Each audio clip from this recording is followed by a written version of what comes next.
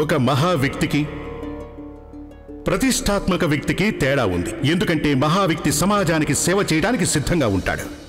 నమస్తే సేట్ గారు. మీరు వడ్డీకి డబ్బులు ఇస్తారని నాతో ఎవరో చెప్పారు, అందుకే ఇక్కడికి వచ్చాను. డబ్బు కావాలి, నా భార్యకు జబ్బుగా ఉంది. కానీ ఎవరు ఈ విషయం చెప్పలేదా? డబ్బు వడ్డీకి తీసుకోవడానికి ఖచ్చితంగా ఎవరైనా నీకు పూచీకత్తు ఉండాలి. ఎవరిస్తారు నీకు పూచీకత్తు?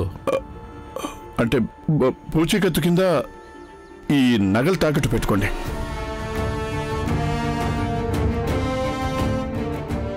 వెళ్ళి కంసాలను తీసుకురా. నగలు అసలైనవో నకిలీవో పరీక్ష చేయించు. అన్నీ అసలైనవే. మా వ్యాపారానికి ఒక పద్ధతి ఉంటుంది. నగలను ఒకసారి పరీక్షించని. అలాగే. అమ్మా, నాన్న వచ్చేస్తూ ఉంటారు. అమ్మా, తొందరగా అమ్మా, అక్కడి నుంచి వేణులు తీసుకో. వదినా, ధైర్యంగా ఉండు.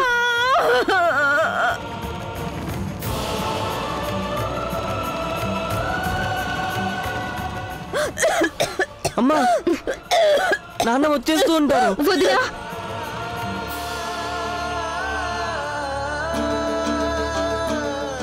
సేట్ గారు త్వరగా ఇవ్వండి. అరే వాడు ఇప్పుడే వెళ్ళాడు కదా, కంసాలిని పరీక్షించని, అలాగే నువ్వు తెచ్చిన నగలు అసలైనవి అని చెప్పని, అప్పుడే నేను నీకు డబ్బులు ఇస్తాను. వ్యాపారంలో నేను అస్సలు తొందరపడను. నమస్కారం సేట్ గారు. నమస్కారం. సేట్ గారు కాస్త త్వరగా ఇవ్వండి.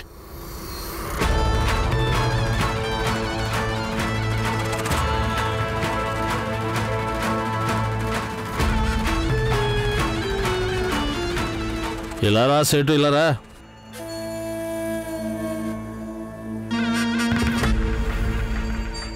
ఆ నగలు చూసి అసలైనవో నకిలీవో కాస్త చెప్పు.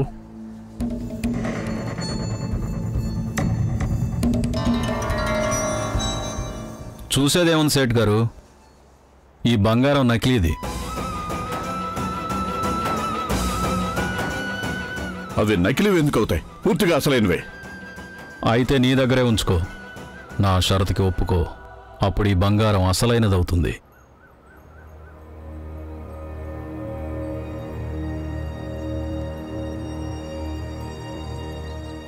చూడండి సేట్ గారు, మా ఇంటి ఆవిడ బతికినా బతకపోయినా నేను నా పిల్లలు ఎట్టి పరిస్థితుల్లోనూ స్కూల్ మాన్పించను.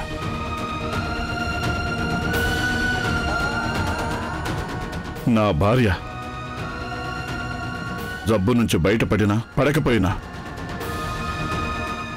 కానీ తనకు ఈ విషయం గనక తెలుసుంటే భీముని చదువు మాన్పించడం వల్ల తనకు వైద్యం జరిగిందన్న విషయం, అప్పుడు తను తప్పకుండా చచ్చిపోతుంది.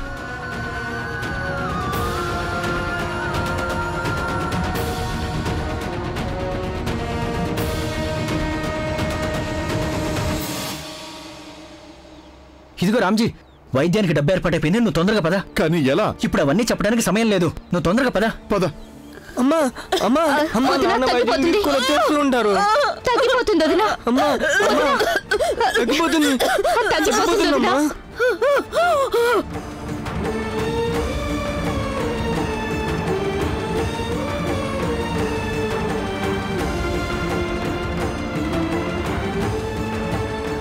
వైద్యుడి గారు త్వరగా పదండి. మా ఇంటి ఆవిడ ఆరోగ్యం బాగా పాడైపోయింది. నువ్వేం చేస్తున్నావు ఇతనితో కలిసి? నా స్నేహితుడండి. మీ ఇద్దరు ఒకే కులం వాళ్ళ? అవునండి. అలా అయితే డబ్బు ఖర్చు అవుతుంది. అలా అయితేనే వస్తాను నేను. మొత్తం ఇక్కడే ఇచ్చేస్తానండి. ఇదిగోండి. అక్కడ పెట్టు. వైద్యుడి గారు, డబ్బు సరిపోతే గనక త్వరగా బయలుదేరండి. అంత తొందర ఏంటి? రామ్జీ, వైద్యుడి గారు పదండి.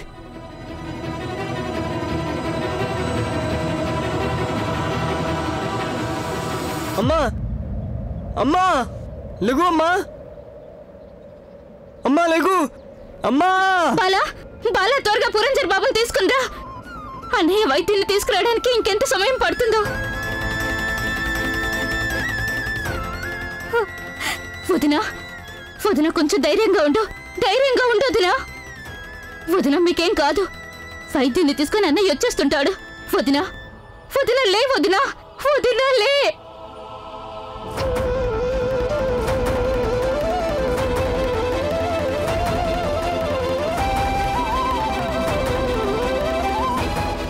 నానా నానా నానా నానా అమ్మ ఏమీ మాట్లాడడం లేదు. కాళ్ళు చేతులు చల్లబడిపోయాయి.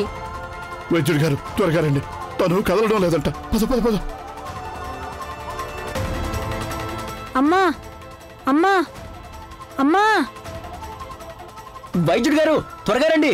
ఏ అనర్థం జరగకముందే త్వరగా రండి. త్వరగా రండి. రండి.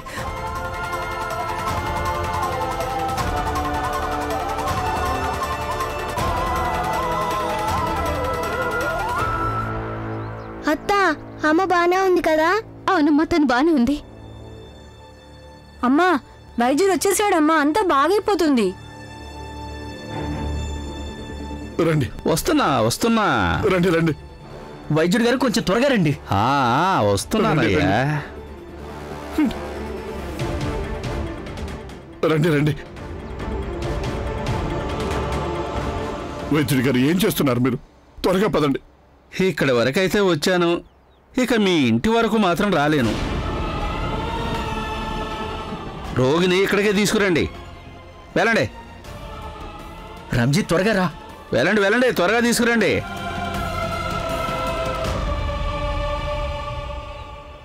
ఏంటి వైద్యుడు గారు, వీళ్ళ కోసం ఇంటి దగ్గర నుంచి ఎందుకు నడుచుకుంటూ రావడం? మీ కాళ్ళు నొప్పి పుట్టవా ఏంటి? అదేంటయ్యా, కాళ్ళు ముఖ్యమా డబ్బు ముఖ్యమా? డబ్బు అయితే అవసరమే కదా, ఇంట్లో కూర్చుంటే డబ్బులు రావుగా. సరిగ్గా చెప్పారు.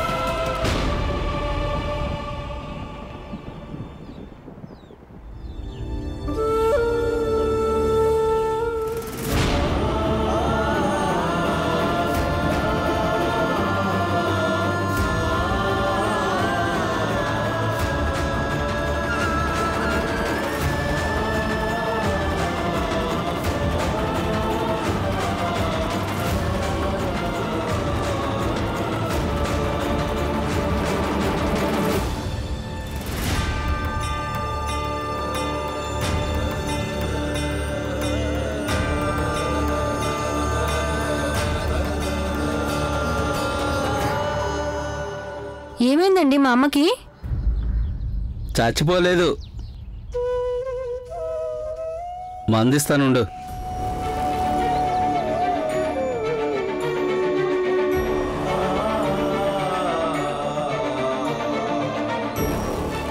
వైద్యుడి గారు త్వరగా కానివ్వండి. వెళ్ళిపోనా ఏంటి? వద్దు.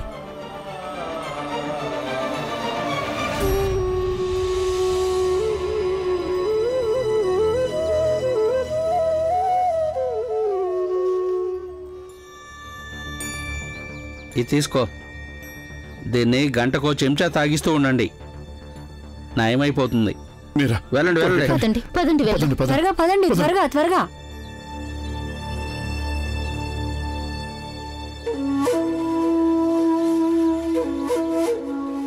ఇదిగో ఎక్కడికి వెళ్తున్నావు కులకర్ణి? కూర్చో. ఇవాళ వైద్యుల వారు మనందరికీ టీ ఇప్పిస్తారు. తనే వచ్చి వైద్యం చేసినందుకు డబ్బు బాగానే ముట్టుంటుంది. అరే ఎన్ని టీలు తాగుతావయ్యా? విషయం ఏంటంటే వాళ్ళు ఇచ్చిన డబ్బుతో టీ తాగారంటే అదేం అరగదు. నాణ్యాల్లో దోషం ఉంది. వైద్యుల వారు డబ్బు అంటరాందేం కాదు కదా. నాకు ఇవాళే తెలిసింది డబ్బులో కూడా ఉన్నత కులం ఉంటుందని. అసలు నేనేమంటానంటే డబ్బు మనుషులు లాంటిదేమీ కాదు, దాని కులమే వేరు, అది అన్నిటికంటే గొప్పది. వైద్యులు గారు ఏమంటారు మరి? అందరికీ టీ పెట్టమంటారా మీ తరపు నుంచి? సరే అయితే పెట్టివ్వు. అలా ఉండాలి మరి.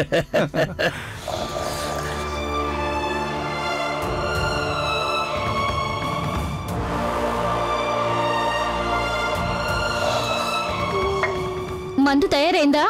తెస్తున్నాను అత్తయ్య. త్వరగా తీసుకురా. త్వరగా కానివ్వక్క.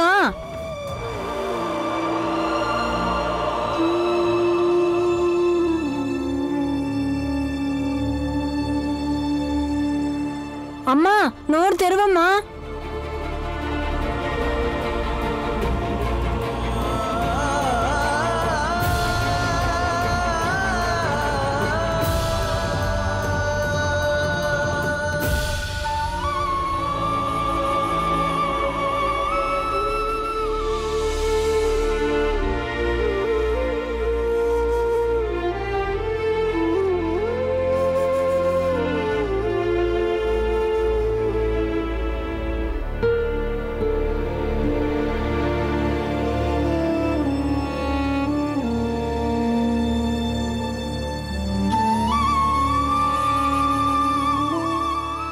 పురంజన్,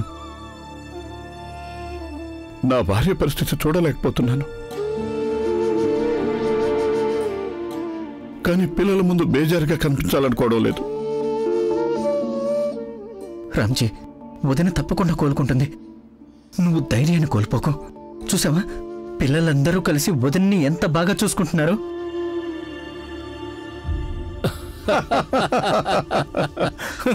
అలా ఉండాలి. అలా అంటారేంటి వైద్యులు గారు? బతుకుతుందా, పని అయిపోతుందా?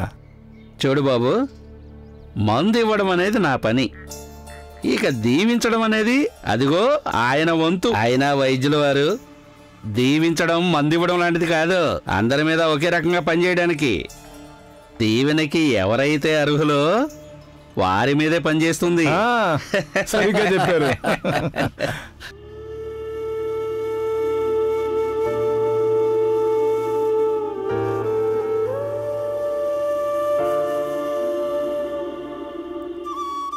నానా, అత్త, మా అమ్మ కళ్ళు తెరుస్తోంది.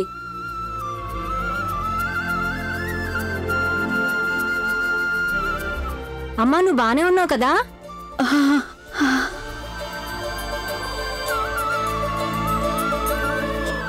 అమ్మా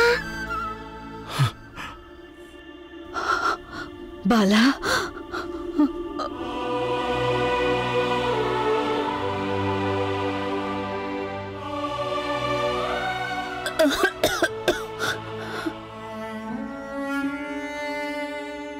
ధన్యవాదాలు పురంజన్ బాబు. నువ్వే గనక ఇలా లేకపోయి ఉంటే బహుశా నా భార్య. ఎందుకలా మాట్లాడుతున్నావు? నేను నీ స్నేహితుడిని రామ్జీ, నీకు నేనెప్పుడు తోడుగా ఉంటాను. ఇందులో ధన్యవాదాలు చెప్పాల్సిన అవసరం ఏముంది? నా మిత్రుడి కుటుంబం సంతోషంగా ఉండాలి.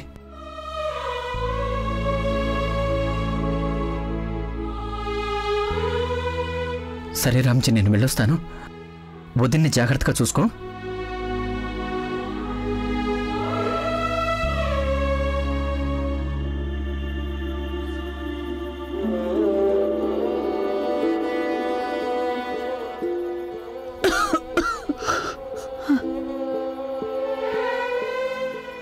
ఆపేయండి, ఇప్పుడు బానే ఉంది. పర్వాలేదులే. పిల్లలు చూస్తున్నారు, ఏమనుకుంటారో.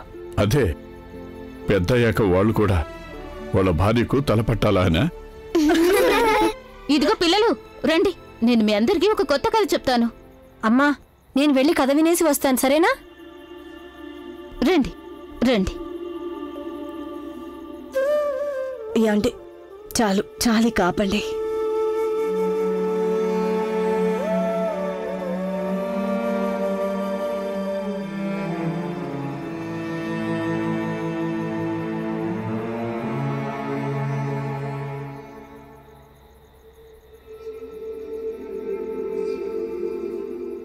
భీమాబాయ్, మనసులో ఒక విషయం ఉంది, ఆలోచిస్తున్నాను నీకు చెప్పాలా చెప్పొద్దా అని. దేని గురించి? నీ వైద్యం చేయించడానికి నా దగ్గర డబ్బులు లేవు. అందుకని నేను నీ నగలు తీసుకుని తాకట్టు పెట్టడానికి కంసాల దగ్గరకు వెళ్ళాను. కానీ అక్కడ అదే మనిషి కనిపించాడు. ఎవరితో అయితే మన భీమ్కి స్కూల్లో వాదన జరిగిందో అతను నగలు తాకట్టు పెట్టకుండా డబ్బులైతే ఇచ్చాడు.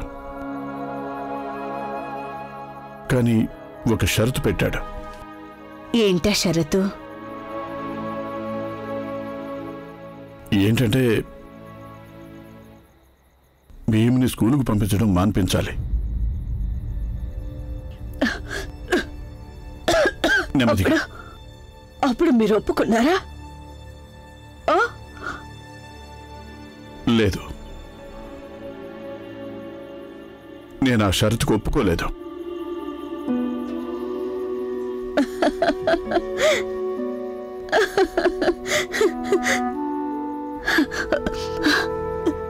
సరైందే చేశారు. నా జీవితం కంటే ఎంతో ఎంతో ముఖ్యమైనది భీమా చదువు. మంచి పని జరిగింది, మంచి జరిగింది.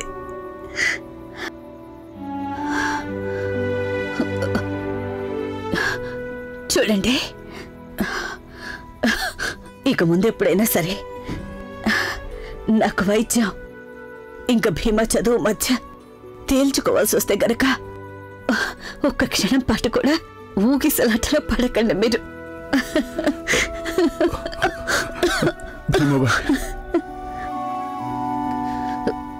భీమా బాగా చదువుకొని గొప్పవాడయ్యాడంటే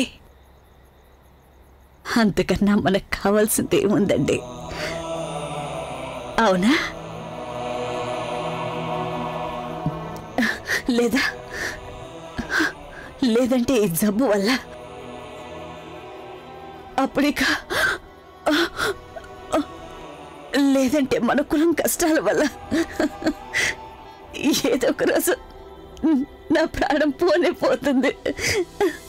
చనిపోవడం గురించి ఎందుకు మాట్లాడుతున్నావు భీమాబాయ్? బతుకు గురించి మాట్లాడు. భీమరావు అమ్మా నాన్నలు ఎప్పటికీ చనిపోరు సుబేదర్ గారు. తమ కొడుకు భీమ్ కారణంగా వాళ్ళెప్పటికీ గుర్తుండిపోతారు.